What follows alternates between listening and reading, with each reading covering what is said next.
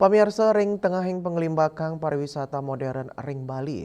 Kawentenan Puri Kantun Utama sejeroning pinaka benteng pelestarian adat tur budaya. Puri medaging kepuruan kebangsawan taler genah parikrama budaya sani kantun ngelimbak ring tengahing keramane.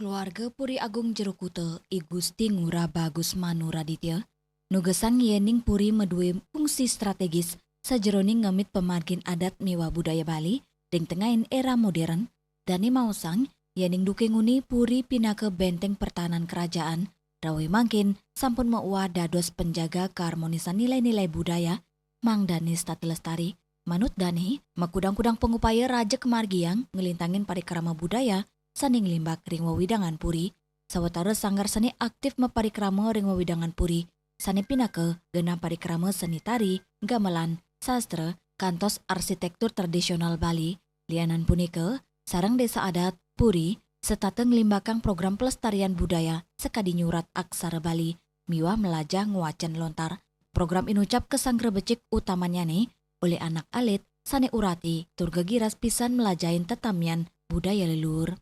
Pada zaman dulu merupakan benteng pertahanan. Benteng pertahanan dari raja, tapi sekarang merupakan benteng adat dan budaya. Bagaimana kita bisa menjaga keharmonisan pada adat dan budaya kita sendiri. Contohnya kita di sini juga ada beberapa sanggar seni yang bisa kita lakukan sebagai metode untuk pelestarian budaya.